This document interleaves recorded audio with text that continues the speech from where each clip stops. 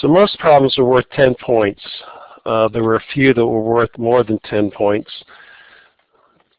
It's always the ones that you wish weren't worth more than the other ones. But problem number 5 and problem number 13, they were worth 15 points, so it wasn't that much more.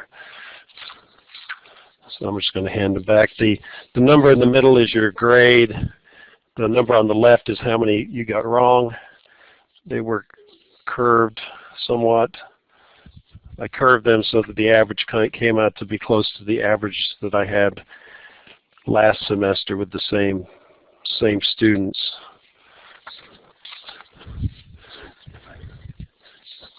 I haven't graded yours yet because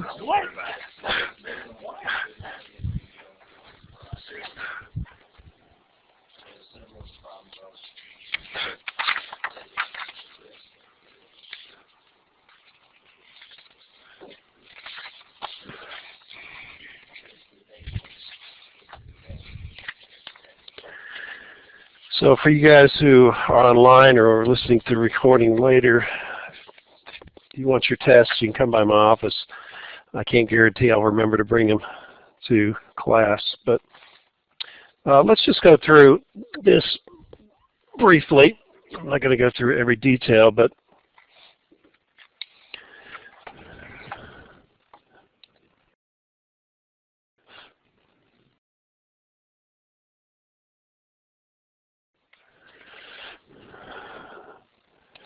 so just hang on while my tablet comes up.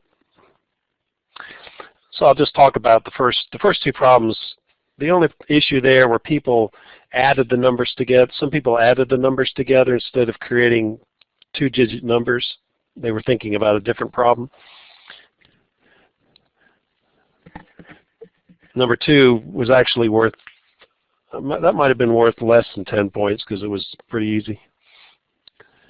As far as the problem number 3, a few people forgot that there were 4 flips instead of 3 flips instead of 4 flips. So I'm going to start on number 5.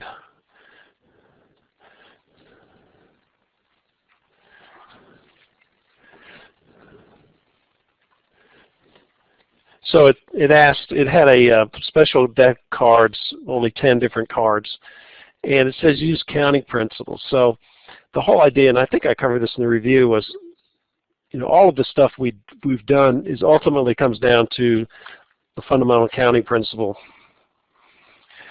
So what you can do is you can pick 3 cards, and when you pick the first card, you have 10 options. When you pick the second card, you have 9 options. And when you pick the third card, you have 8 options. If you multiply that together, you get 720. And those are the different number of arrangements that you can have with 3 cards where order is important. Now, to get rid of the order of importance, the relationship is you can arrange n things, which in this case is cards, n factorial ways.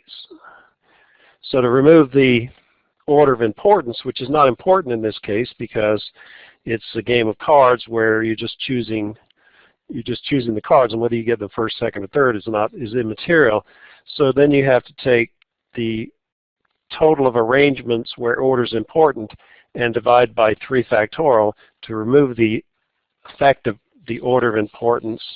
And so you would take 720 divided by 6, which is 120. So the final answer was 120. So the some people treated it as a permutation problem, which was definitely wrong. A few people just used the combination formula, but I said use counting principles. So some people might have gotten the right answer, but not explained it correctly. Number 6.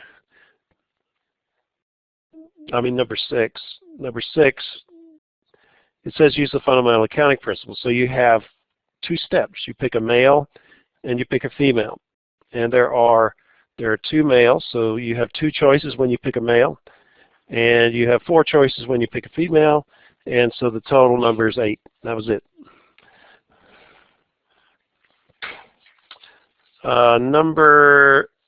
Number 8, it's a problem where order is important. I most say that. So anytime you have a problem where order is important, then you should have used permutations. So you take 20 things 2 at a time, and the answer is 380.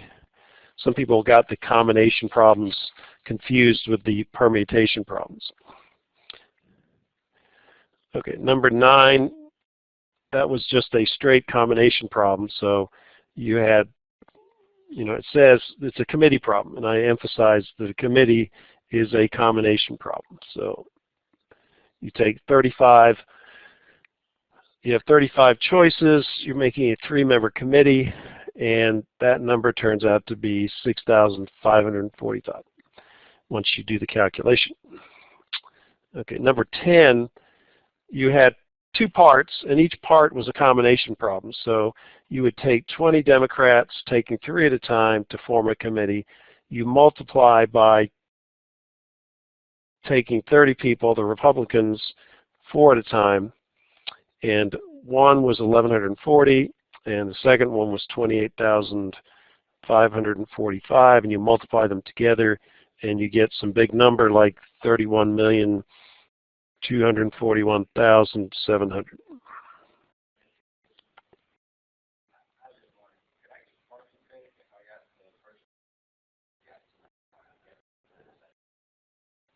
You just didn't multiply them together. Yeah, you get the problem's worth 15 or 20 points, and you get 5 points off for not multiplying them together. Yeah. Yeah. Number 11, you have 2 letters to choose from for the first call letter in the radio call thing. There are 5 vowels, and there are 21 consonants, and so the answer was 210. Number 12, it says it's a complements principle of counting. So what you do is you calculate how many arrangements you can have by tossing 6 fair coins, and each one has 2 possibilities. So that's the total number. And then to get the ones, what you're going to do is you're going to answer the question of, you're going to subtract how many have less than 2 tails. So there are 6 cases where you have 1 tail, and there's 1 case where you have no tails, which is all heads. So you get 64 minus 7, which is 57. Number 13. So it's a sample problem, which is a committee problem. So what you do, again, you use the complements principle of counting. So you figure out how many ways you can arrange 8 packages, including the booby prize. So you take 8 things, 3 at a time. That gives you, let's see if somebody's got the answer here, because I didn't bring my solution with me. It was 54, 56, I think.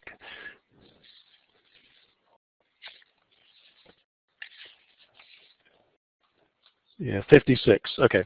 So if you take 8 things, take 3 at a time as a sample, which is a combination problem, you get 56. And then what you do is you figure out how many ways you can arrange the remaining 7 that doesn't include the booby prize. So this includes the booby prize and all the other ones. This one doesn't include the booby prize. So you figure out how many arrangements have that in there, which is going to be 35. And so I think it is 35. Yep. And so to answer the question of how many samples do include the booby prize, you take the difference between the two. The total number with the booby prize, the total number without the booby prize, and then you have including the booby prize is one of the options, but it's not in every combination. And so you take the difference of those two numbers, you get 21. So the answer was 21. And the final problem was one of those OR questions. So if you have a single, pick a single card out of a 52 card deck, and how many ways could it be a face card or a club? So it's an or question. So that was the number of elements of A or B is equal to the number of elements satisfying condition A plus the number of elements satisfying condition B minus the number of elements that are A and B. So in our case, A is being a face card. So there are 12 face cards. The second condition is being a club. There are 13 clubs. And then you subtract the number of face cards of their clubs. There are 3 face cards that are clubs. And you get 22 as the answer. So that's the answer. Okay, so a few people, extra people came in here, so I will give you your test.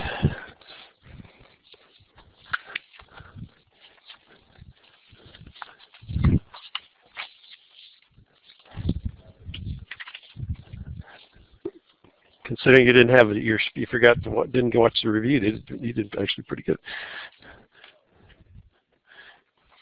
Okay, so moving on to today's lesson. So we were talking about the probability of event A happening and event B.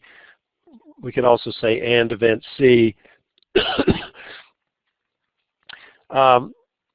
We actually haven't talked about it, and I haven't thought about it, but you know, if we have, let's look at these 2 cases, but we'll add an event C. So let's say there are 3 events. So events A, B, and C. So the probability of event A happening and the probability of event B happening and the probability of event C happening would be equal to the probability of event A multiplied by the probability of event B happening given that A happens times the probability of event C happening given that A and B have happened. So if you, now typically we don't ever do any problems where you have this extra level of conditional nature to it, but you have to reflect each subsequent step and how that affects the next step as far as probability is concerned. Now, more likely what happens is if we have independent events, so if they were independent, and that's what we're going to look at. If you have a multi-step process of any number of steps, all you do is multiply the probability of each step together. So you'd have the probability of event A happening times the probability of event B happening times the probability of event C happening. And you can just continue that on for however many steps you have in your process.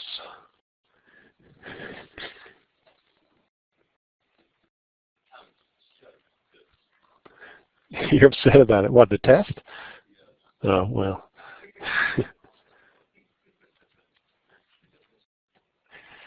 So, did we do this one last time? I can't remember. About the free throws? I think we did, yeah. For some reason, I've lost the notes for the other day. We did the pet store stuff. So let's, there are a few extra card questions on it. I looked at the recording for part of it. And so I made up some myself. So these are my SN problem 1. So we're asking what is the probability of the first card being a club and the second card being a club. So these are conditional probabilities.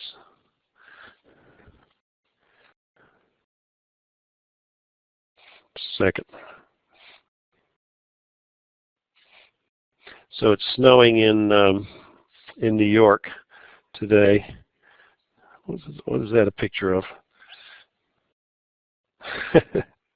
Oh no, that's actually Xander. Okay. Okay. So anyway, so what we do is you take in this case, we take the probability of event A happening times the probability of event B happening, and given that event A happens. So first we're going to select a club. So the probability of picking a club the first time is 13 out of 52. We have 13 clubs in a full deck of cards. We have 52 total cards.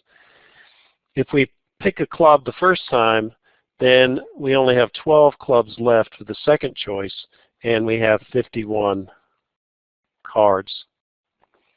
So that's the product that we would end up with. We can simplify that somewhat. We would have 1/4. 13 over 52 is 1/4 because they're one suit out of four suits. Then you could simplify here. We've got 12 divided by 4, which is 3. So you get 3 over 51. And I think, is 51 divisible by 3? I think it is. Is it 17? Looks like it. 51 divided by 3 is 17. So the original probability looked kind of daunting as far as the calculation is concerned, but there are times when you can simplify things. Okay, the next one, first card is a king of hearts.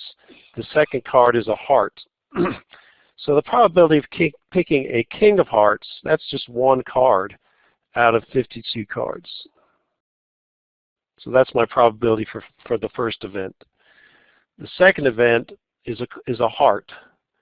Well, I've already chosen one heart here. So that means for the second choice, the second card that I choose, there are only 3 hearts left, and there are 51 cards. So that becomes 3 over 51 is 1 over 17, so we could replace that. And ultimately, you just got to multiply the denominators together. So we get 52 times 17. So it's a pretty low chance of picking a king of hearts first and a heart second. The difference, yes?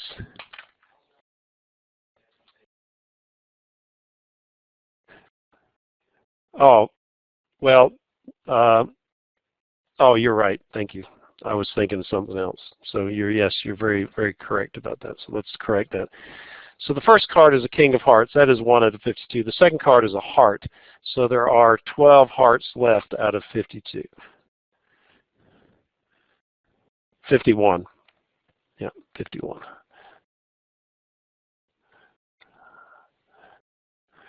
Okay, so now let's see if we can simplify this thing. So we know that 3 over 50, 3 over 51 is 17, or 1/17. So that we could say that would be, if you divide that by 3, you'll get 4, and you divide that by 3, you'll get 17. And can you divide 52 by 4? Yes. What is it? How did I know I could divide 52 by 4? Because I knew I could divide 48 by 4, so I knew that. 13. Okay. So you get 4 divided. If you divide both of these by 4, you'll get 13 here and 1 there. So now you got to multiply the denominators together. So you get 221. So it's 1 over 221. Okay, so let's see if you can figure out the third one. For you guys online, give it your best shot. So the first card is a 2 of diamonds, and the second card is a 3 of diamonds.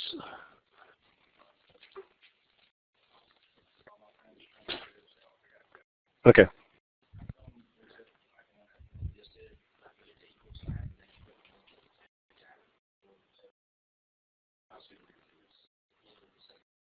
Oh, what I did was I simplified 12 divided by 51. So I divided 12 by 3 and I divided 51 by 3. I simplified it in that step. Yeah, I kind of did it in multiple steps. It was just, I remembered I used this. I knew that 3 over 51 was 1/17, and I knew that you could divide 12 by 3. So I knew that I could simplify that down using this fact. And then I said 4 divided by 52, you could divide both of these by 4. So that becomes 13. There's 13 cards in the suit. So that's how I ended up kind of do it in my head. You got it? It's a very small number. What is it? 1 over 2,652. Okay. So what you did is you took the first choice. There was one card, which is the 2 of diamonds out of 52 cards, and the second one there's only 1 3 of diamonds, but there's 51 cards. So hopefully 51 times 52 is 2,652. I'll take your word for it. I trust you. Okay, so this is problem 41 through 44 in your book, if you don't want to have to copy the whole problem down. So the problem is that you can't launch the space shuttle.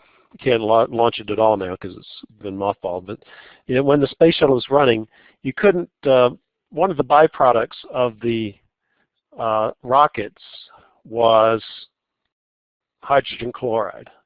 So it goes in the air, and ultimately it's going to disperse, and it's going to be such a small concentration. Yes. Because it's too expensive. Yeah, it's cheaper to send them up by, I guess, the Russians. It's cheaper for the Russians to send them up. So, anyway, does anybody know? Let me ask you this question. So, when the space shuttle you did take off, you had this big main tank, and then you had these 2 side rockets. Now the main tank contained, does anybody want to know what the main tank contained? And what kind of fuel? Rocket fuel. Yeah. Do you know what kind of rocket fuel?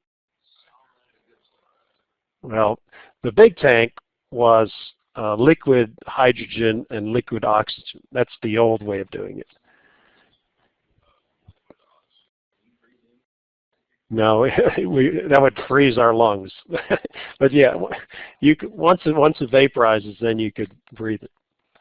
I mean, that's what's in those. The oxygen. I'm assuming it's liquid oxygen that's in the things that people carry around for breathing. But what it is it gets vaporized and warmed up, so when it goes in your lungs, it doesn't kill you. But the other rocket boosters, they're called solid rocket boosters. So the smaller ones on the side. So those use a different kind of propellant. So let's actually check this out. A little physics or astronomy lesson.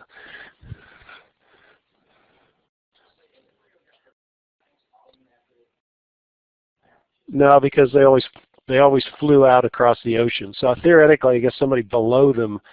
I also think I don't know whether they used parachutes or something, but I guess even then you could get hit by one of those things. It wouldn't be too good. Okay. Yeah, they did. Instead of on land, we used to do Okay, here we go. Space shuttle solid rocket boosters.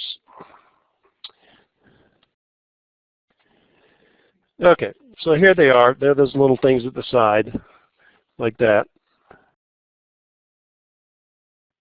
And let's see what the propellant is.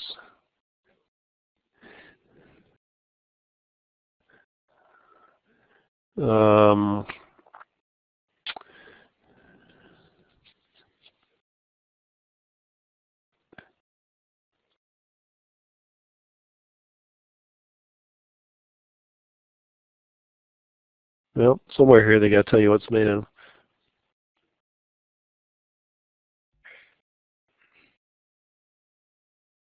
Okay, there it says it's propellant, but it doesn't tell me what kind of propellant.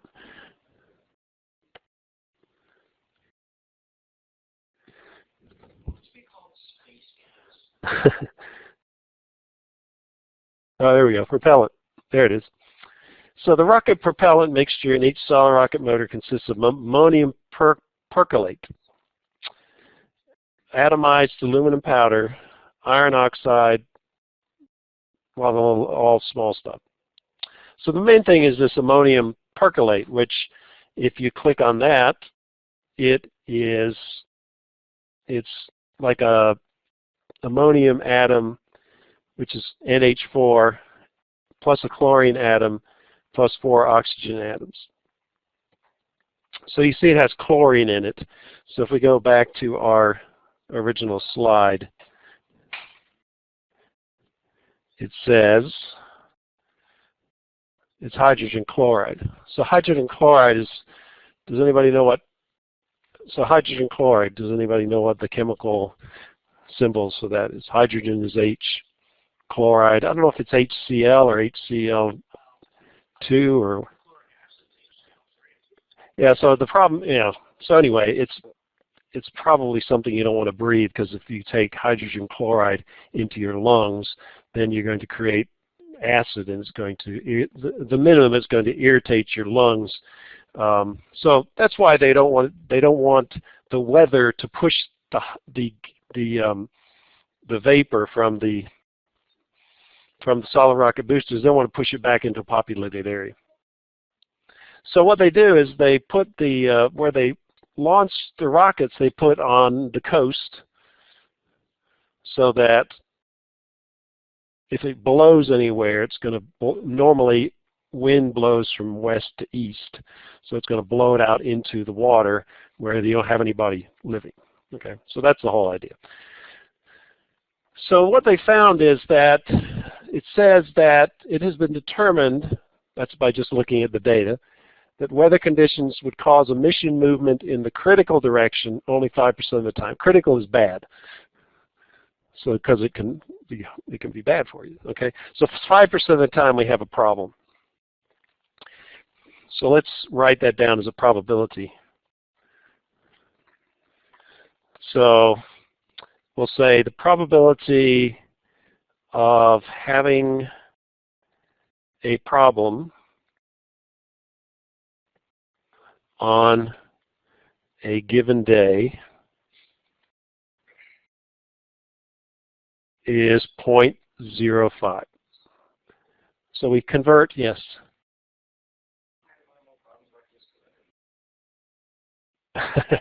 Yeah, well, it's not a chemistry question. I was just giving you a little insight into the chemical nature. So the probability of having a problem on a given day is 0.05. It's 5%. So now they got a couple of questions. A given launch, find the probability for an event given the following. A given launch will not result in cloud movement in the critical direction. So what does that mean? Not movement in the critical direction. So that what they're asking for is the probability of being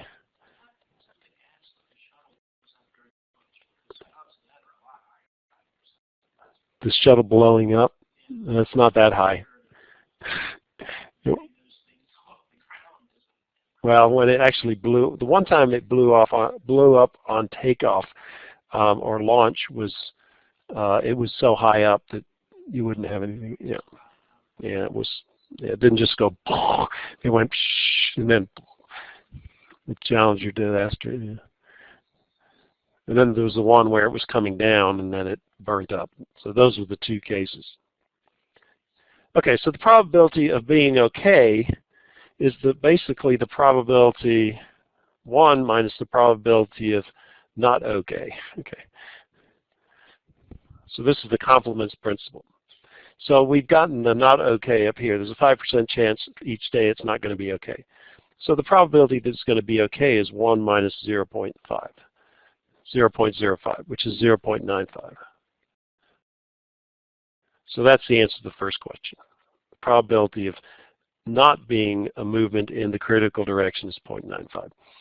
Okay, the next question is, what is the probability of no cloud movement in the critical direction in 5 out of 5 launches, any 5 random days? Now, if you took this number, so this is one of these, this is probability of A times the probability of V times the probability of C, etc. And the events are independent because it's just saying during any 5 launches. So there's no reason to believe one day is going to be affected by the previous day. So there is no dependence of what happens one day on another day. So they're independent events, which means all we have to do is multiply the probabilities together. Now, if I multiplied this number together 5 times, that would give you a very real small number. That would be the probability of having a problem on 5 days. But what we're looking at is the probability of not having any problems on 5 days. So that this question, you'd say the probability of being okay for 5 days is equal to the probability of okay first day times the probability of being okay for the second day times the probability of being okay for the third day times the probability of being okay for the fourth day times the probability of being okay for the 5th day. So all we have to do is multiply the probability of being okay, which is 0.95, times itself for 5 days. And that will give you the probability of being okay for 5 days without a problem. So if we do that multiplication, it's the same as 0.95 to the 5th power. And so the probability of okay for 5 days is the product of each individual day, which is 0.774. So that's saying that any random 5 days that you launch, the probability of you having no problem every one of those 5 days is 0.77, which is still pretty good. I mean, think about 5 days here that we have nice weather. Of course, we don't have nice weather 95% of the time. That's why it doesn't happen. Okay, so we use the complements principle of probability to take the given information about when you do have a problem to find out when you don't have a problem. Then we took the probability for not having a problem and used the cumulative, the and, okay first day and okay the second day and okay the third day and the fourth day and the 5th day to just multiply the probabilities together, and they're the same because they're independent events, and you get the answer. So now the next one says, what's the probability of having any 5 launches will result in at least one cloud movement in the critical direction? So this is the at least. So we've looked at that. I think it was on the test, right? Wasn't it on the test? Something. Yeah, the next to the last problem 12. If you toss 6 fair coins, in how many ways can you obtain at least 2 tails? What we did was we found the total number, and we subtracted the ones that had 1 tail or 0 tails. So we're going to do the same thing here, but we're doing it in terms of probability. The total in probability is 1. So instead of the coins, it was 64 coins. In terms of the probability, the total is 1. So to answer the next question, which is, what's the probability that in any 5 launches will result in at least one cloud movement in the critical direction? So probability of at least one problem is going to be equal to 1 minus the probability of no problems, because no problems is the opposite of at least 1. So we take 1 minus 0.774, which is 1 minus 0.774. And so you get 0.226. So that's this one. So the answer to this one was 0.774. This one was 0.226. And then finally they ask you the same question but for 10 launches. Now this one was 1 minus 0.95 to the fifth power. So to come up with this probability, we took 0.95 and multiplied it by itself 5 times. And then we got that answer. So rather than going through this long procedure again, so this is the probability of at least one problem in 5 days. So if we want the probability of at least one problem in 10 days, you take 1 minus 0.95 to the 10th power instead. So I'll plug that in my calculator. 1 minus 0.95 to the 10th power. And you get 0.401.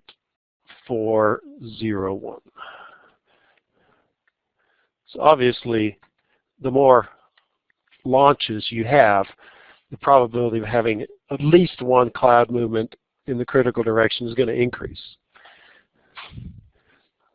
The probability of having no problems is going to decrease. Are you going to have anything that's difficult on the test? No, but it's just it's an example. It's a practical example of where you could use probability to answer questions like that. You know, the head of NASA is coming down and saying, "Well, what's the chances of having? My daughter's got a soccer game today. You know, what are the chances of us having a problem today? Because I don't want to miss the soccer match if it's not going to happen." And he'd say, "Well, the probability of having a problem in any of those 5 days is 0.226. They go, "Okay, that sounds good." Okay, we already talked about the birthday problem, so we don't need to do that. Okay, so we're going to move on to the next section.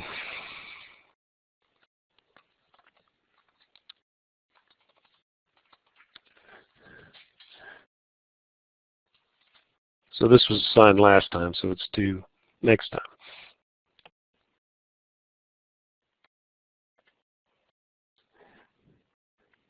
So we're moving right along here, having a test before we know it.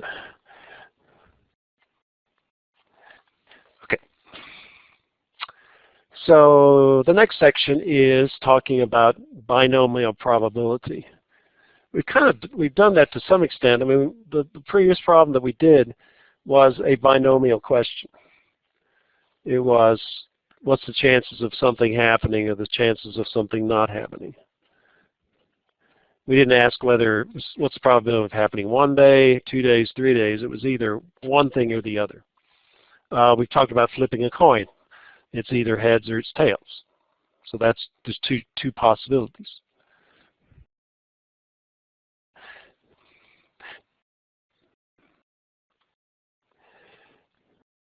So here's an example of how you would take something that has multiple probabilities for each condition and making it into a binomial question.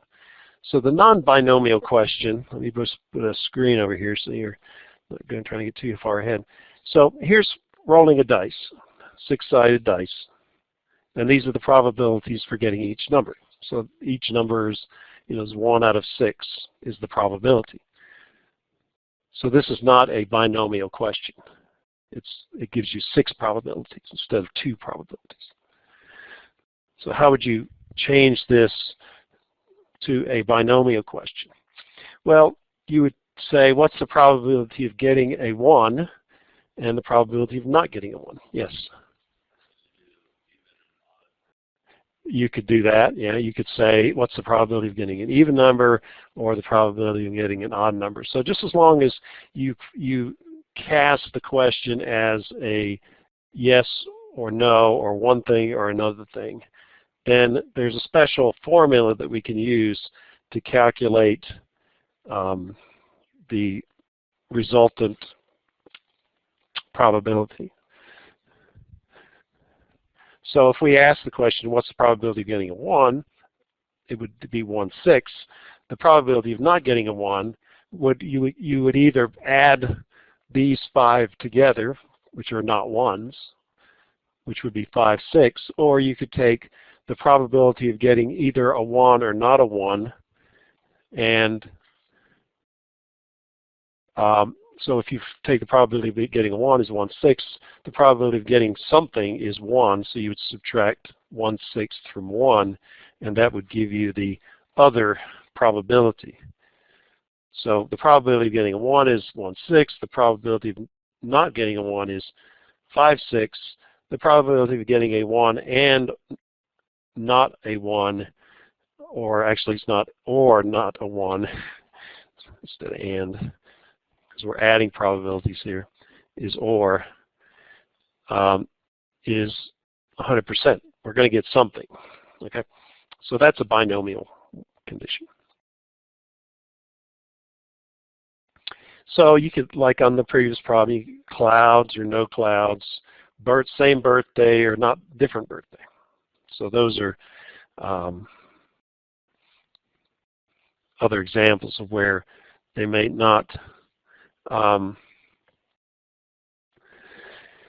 original question, you got 365 days that you could have a birthday, and that would not be binomial in nature. But if you said January 27th or not January 27th, then that would be binomial.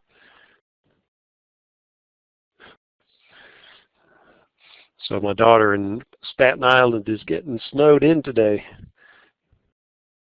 Huh. So school's canceled, which we already knew in New York. She also, work was canceled. She didn't have to worry about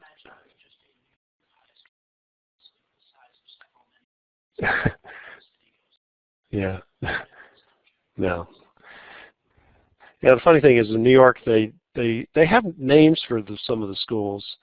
They're not usually, they're usually named after somebody.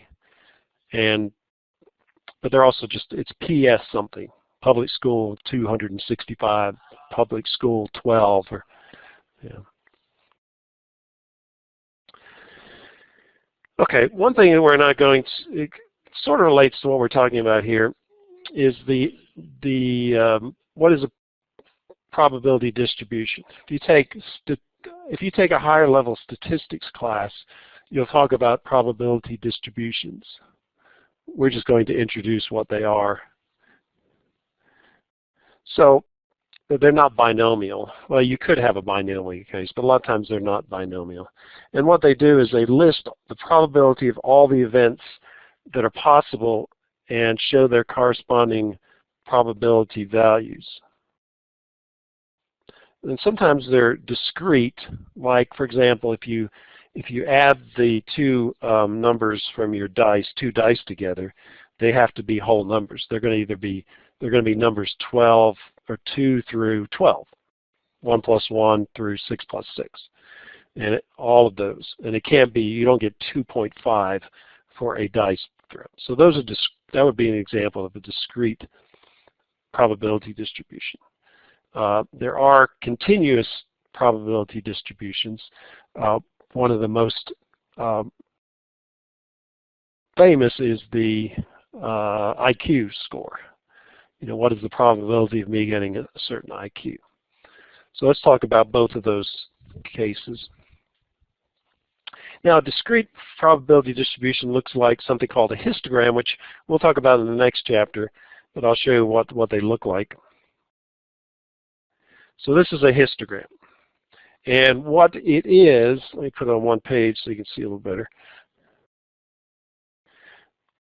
What you do is basically you have some data. And in this case, we were selling lumber in increments of 50 cents. So there's some rule that says you can't have it. I mean, of course, you probably would limit yourself to cents. But in this case, we're going to say it's $15, $15.50, $16. So it's increments of 50 cents.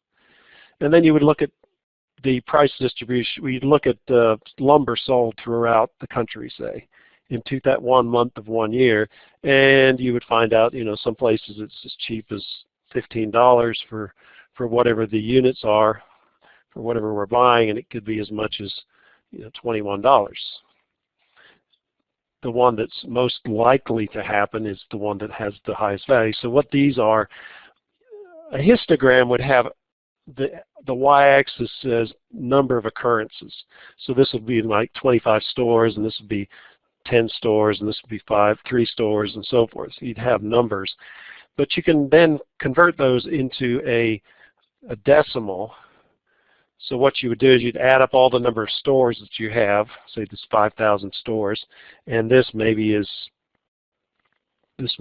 a little over 1,000 stores, and so you take 1,000 divided by the total number, and you get a decimal number. So the question, if you went into a random store, how would you use this? You'd say, well, if I went to had a list of stores, if I randomly picked a store, the probability of the store selling the lumber at $16.50 would be 0.24. So this would be your most likely outcome. So this is a discrete probability distribution. If I add up all these values, the corresponding y values, and I add those up, I should get 1, because it has to be they're not giving away lumber. So it's going to be one of these choices, and the sum of the probabilities adds up to 1.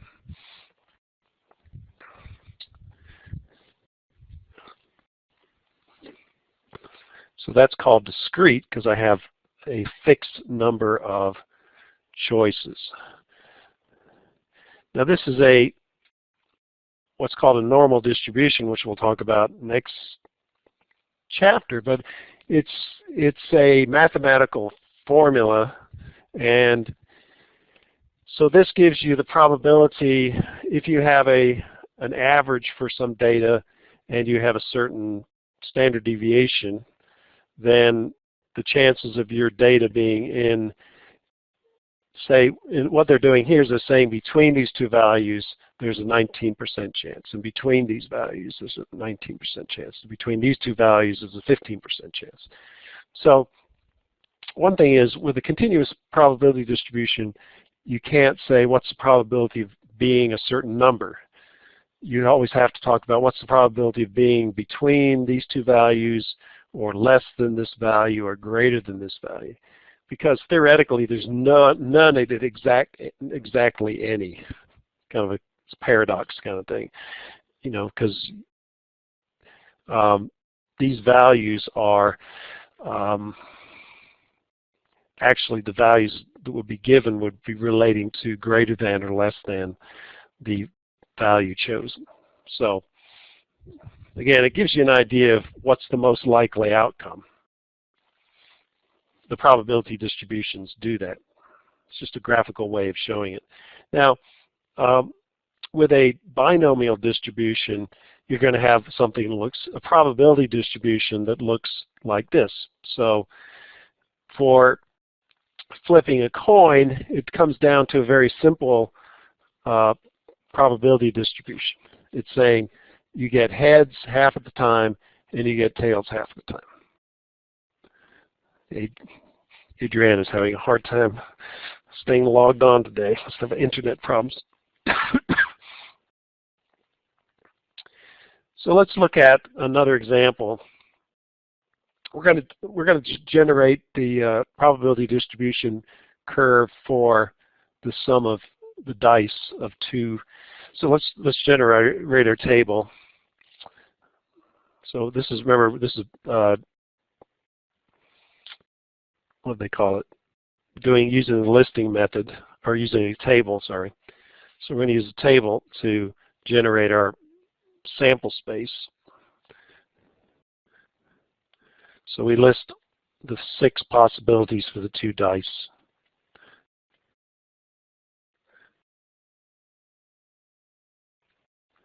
And then we're just going to add the 2 numbers together from each row and column. So we go from 2 to 12, as we said earlier. And each time you move this way, you increase by 1. And every time you move this way, you increase by 1.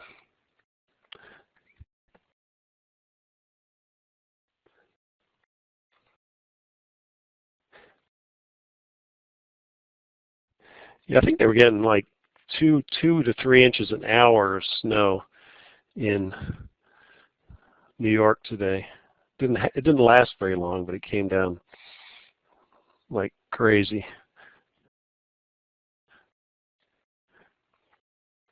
I sent my older daughter, the one who lives in in Staten Island. I sent her a text yesterday, and I said, "I put your mom on the train. She's coming up." She said she's desperate for some snow. Of course, I didn't do that, but I did check, just curious. I said, I wonder if the train was about to arrive in 20 minutes in Clifton Forge. And I thought, I wonder if there's any seats on that train.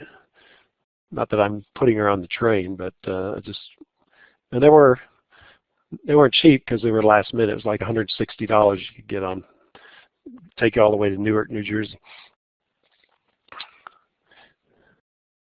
Okay, so the possibilities here are 2, 3, 4, 5, 6, 7, 8, 9, 10, 11, 12.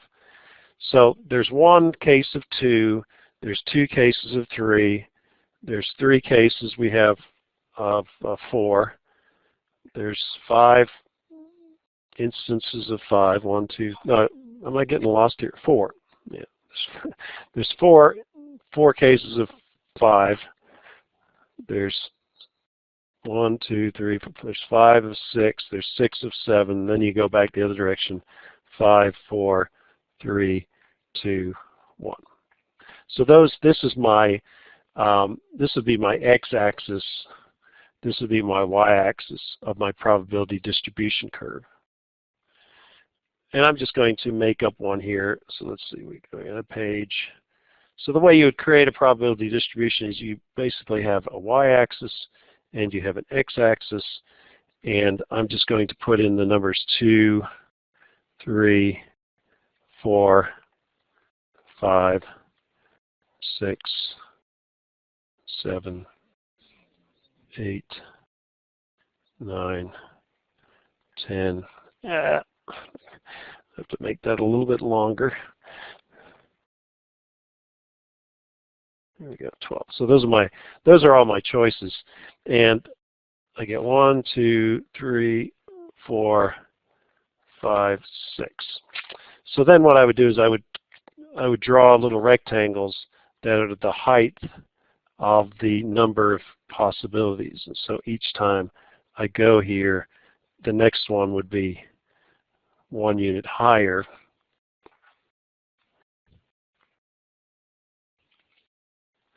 And the one that has the most likely chance is getting a 7. And then I can just copy these things over there. So that's what the probability distribution would look like for this particular case.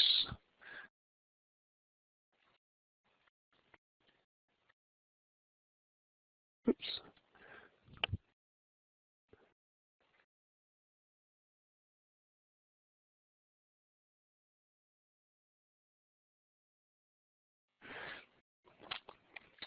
So this would be, and actually the numbers here, if we're actually doing probability, you would have 1 out of 36, 2 out of 36, 3 out of 36, 4 out of 36, 5, 36. So these are the actual probabilities.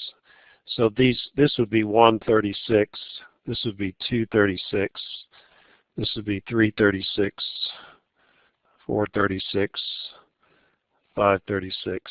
If I did it with just the numbers, it wouldn't be a probability distribution. It would just be a histogram. So when to write them as probabilities, I'm taking these numbers and dividing by the total possibilities. And if I add all these numbers together, I'll get 36, 36, which is 1. So that agrees with what I said before. So this plus that plus that plus that, all those together will add up to be 1. Now, if I wanted to do it as a binomial situation, what I would have is I would make it into a 2 case. I'd say 7 and not 7. So the probability of me getting not a 7 or getting a 7 is 6 out of 36. And my probability of getting not a 7 added together would be the remainder. So this height would be 6 divided by 36, and this height would be 30 divided by 36. So when I add these two together, I still get 1. This one's a binomial question. This is not a binomial question.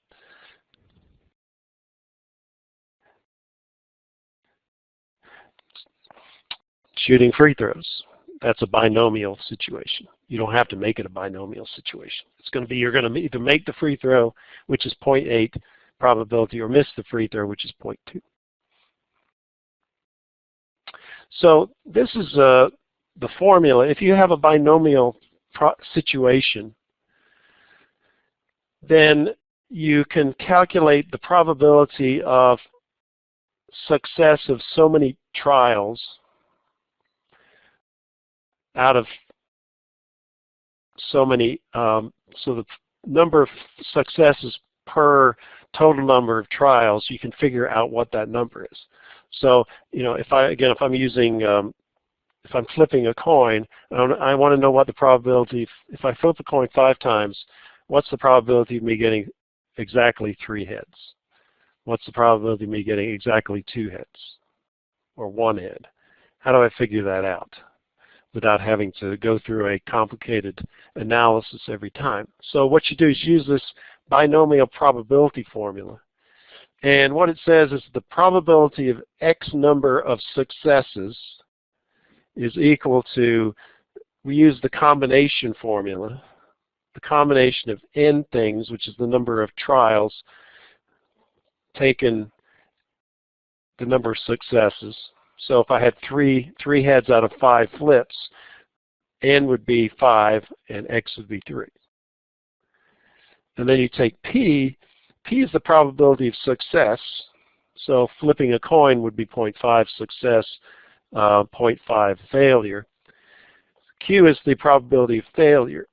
You raise P to the X power, which is the number of successes, and you raise Q to the number of failures, which is the total number of trials minus the number of successes, gives you the number of failures.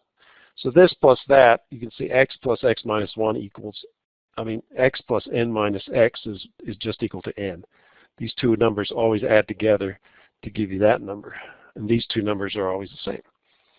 So that's how it works. So we'll do some examples of how you can figure this out. Use this formula, and you'll use this on the test for sure. So let's use a coin question first. So what is the probability of getting exactly 3 heads when flipping 5 coins, 5 fair coins? Question mark. So here's the formula. We just have to figure out what, based on the problem statement, what is each thing, what are the values for the different variables. So N is the number of repeated trials. What is a trial in this case? It's flipping a coin. So N is 5. What's the probability of success of any given trial? Well, the probability of success, which is getting ahead, is 0.5. The probability of failure is 1 minus the probability of success, which is 0.5 in this case. So it's 0.5 for getting success and 0.5 for getting a failure. X is the number of successes. Well, since I define getting ahead as a success, the number is X is 3. So to find the probability of getting 3 heads out of 5 flips, you take 5 things, taken 3 at a time. You multiply by 0.5 raised to the X power, which is the 3rd power, and you multiply by 0.5 raised to the 5 minus 3 power. So now we just have to do the calculation here. So the first thing I'm going to do is I'm going to do the math in the exponent. So I get that. Okay. 5 things taken 3 at a time.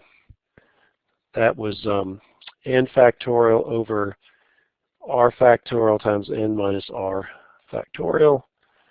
So that's 5 factorial divided by 3 factorial times 5 minus 3 factorial, which is, we divide by 3 factorial and 2 factorial, and then we convert 5 factorial into 5 times 4 times 3 factorial, divide by 3 factorial and 2 factorial, cancel out the factorials. You get 5 times 4 divided by 2 times 1, which is 10. So that's the number, 5 things taken 3 at a time. So our final answer, the probability of getting 3 heads, exactly 3 heads, is going to be 10 times 0.5 cubed times 0.5 squared, which is 10 times 0.5 to the 5th power. So you add the exponents when you have the same base. So we take 10 times 0.5 cubed to the 5th power, sorry.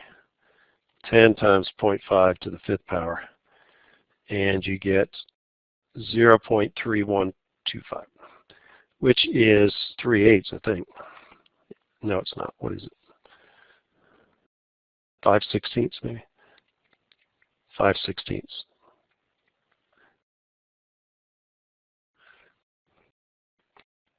So that's the probability of getting 3 heads exactly. And it's a binomial situation. It's not a binomial situation. The actual trial is a binomial trial. I mean, ultimately we have the probability of getting 0 heads, 1 head, 2 heads, 3 heads, 4 heads, or 5 heads. But each calculation involves a binary choice in the original question. So you can do the same. You could do the same thing for 0 heads, 1 head, 2 heads, 3 heads. We actually, if you remember, back when we talked about Pascal's triangle, we were saying if you wanted to do these, in this case, you'll notice it doesn't matter what the exponents are here. They're always going to add up to be 5. So this thing always stays the same. And if you take 0.5 to the 5th power, let's take 0.5 to the 5th power, you get, well, actually, let's do it this way. 0.5 to the 5th power is 1/2 to the 5th power, because that's the decimal equivalent of that fraction. So that's 1 to the 5th power divided by 2 to the 5th power. 1 to the 5th power is 1. 2 to the 5th power is 32. So for all these cases, whether you have 0 heads, so we have 0 heads, 1 head, 2 heads, 3 heads, and I could calculate these for all of them using this method, but I'm going to just do a little shorter to show you how you would get this 5 heads. So those are all the different choices, possibilities. And we just did 3 heads, which was, it was 10 over, ultimately it was 10 over 32, which then simplified to 5 divided by 16. And back when we did this in the previous chapter, we said, you know, you could use 5 things taken 0 at a time, and 5 things taken 1 at a time, 5 things taken 2 at a time, 5 things taken 3 at a time, and so forth, to find out how many occurrences there were. And the numbers, the corresponding numbers were 1, 5, 10, 10, 5, and 1. So it turns out the probability calculation is these are the numbers in the numerator, and these 32 is always in the denominator. So when you have 2 heads, you're going to have 10 over 32. Here you're going to have 5 over 32. Here you're going to have 1 over 32. And you have 5 over 32 and 1 over 32. And if you add all this together, you get 1. So you have, we're just using something we learned in the previous section, but if you didn't know that, you could still just use the formula to be able to do that. Now, when you have probabilities that are different than 0.5, it becomes more complicated. So we can only do that. We can only do that simplification or easy explanation if it was flipping a coin. If it wasn't a flipping a coin, you couldn't say that is true, because you might have 0.8 cubed and 0.2 squared, and it doesn't come together quite the same way. Okay, so that's one example of binomial probability. So here's one. This is in the book. Assuming baby boys and baby girls are equally likely, find the probability that a family with 3 children will have exactly 2 boys. So it's a binomial situation. You have a boy or you have a girl. The trial is a binomial situation. Because it's equally likely, just like flipping a coin, the probability is 0.5 for having a boy and 0.5 for not having a boy. In our case, because we're asked the question, what's the probability of having exactly 2 boys, we define having a boy as a success, and we've defined failure as having a girl. Yeah, well, we're just not trying to criteria. We're just, if the question asked is exactly 2 girls, then success would be having a girl. It's just the way that the question's asked. So basically, again, what we have to do is figure out, to be able to calculate this question, probability question, is to figure out what is n, which is the number of trials. We need to know x, which is the number of successes. We need to know the probability of success, and we need to know the probability of failure. Once we know those 4 things, then we just plug it in the formula. So we look at this and we say, okay, what do we have? 3 children. So the number of trials is having a child, having a baby. The number of successes is 2, because we want to know what's the chances of having exactly 2 boys. Because they're equally likely, again, the probability of success and failure are the same thing. So to answer the question, probability of exactly 2 boys, it's going to be c to the, taking n things, x at a time, probability of success raised to the x power, and the probability of, that's an x, to the n minus x power. So now we just plug it in. So we get 3 things taken 2 at a time times 0.5 to the 2nd power times 0.5 to the 3 minus 2 power. 3 things taken 2 at a time times 0.5 squared times 0.5 to the 1st power. 3 things taken 2 at a time is just 3. And then you have 0.5 cubed. And if you plug that into your calculator, 0.5 to the 3rd power times 3 is 0.375, which is 3/8.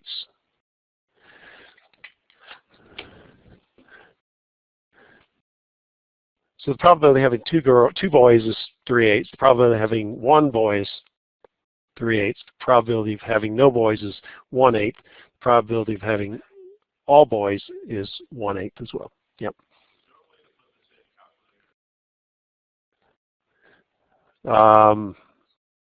I don't think so. You just have to do the calculations. Okay, so all we've looked at so far are these 0.5 probability cases. Let's skip those for a second.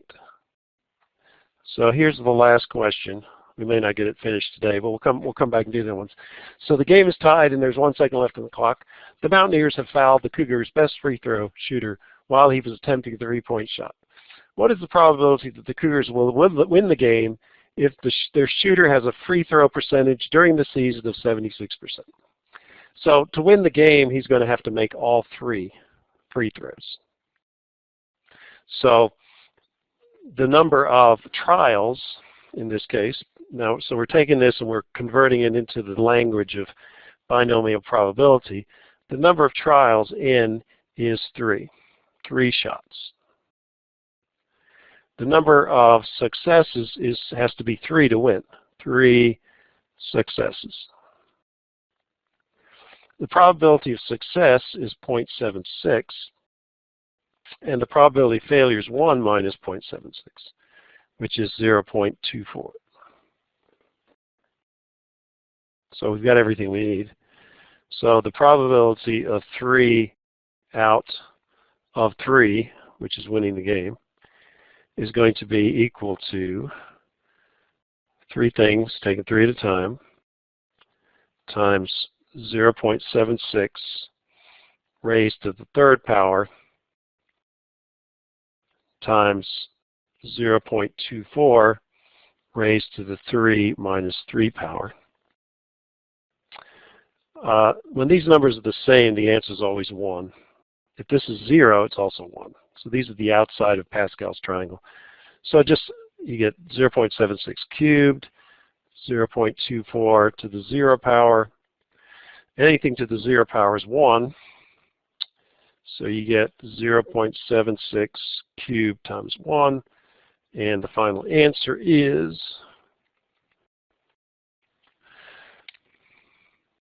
0.44. So about half the time they'll win the game, and half the time they'll lose the game. Of course, obviously, the better free throw shooter he has, the higher the probability they'll win. If you get somebody who's really bad at free throw shooting, like Shaquille O'Neal, let's just stick his numbers in quickly. So the Shaquille O'Neal, let's say he shoots 40%. I don't know if that's what he shot or not. But you'd have 3 things taken 0 at a time. The probability of success would be 0.6. The probability of failure would be 0.4. This would be to the 0 power. This would be the 3rd power. So you'd have 1 times 0.4 to the 3rd power, which is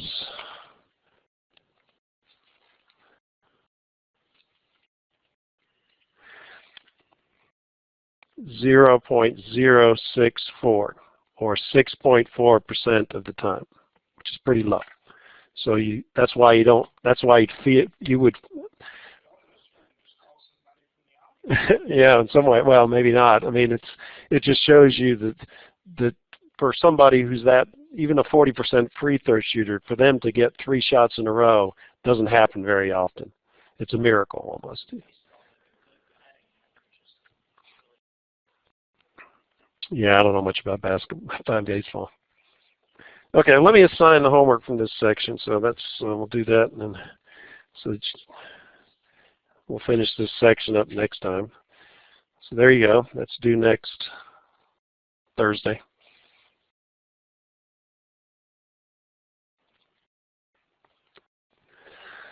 So since we'll probably finish this, I'm just trying to think about the next test. We'll probably finish all the material by next week. So what I'll probably do is, it'll be the following week, but I won't make it Tuesday, I'll make it Thursday. So the next test is most likely going to be, let's see what date. So we'll finish next week, so it'll probably be the 23rd of February.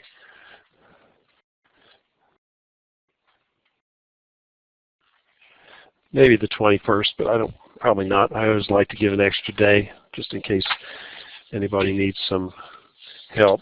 Let's see, did anybody not get a test? Did you get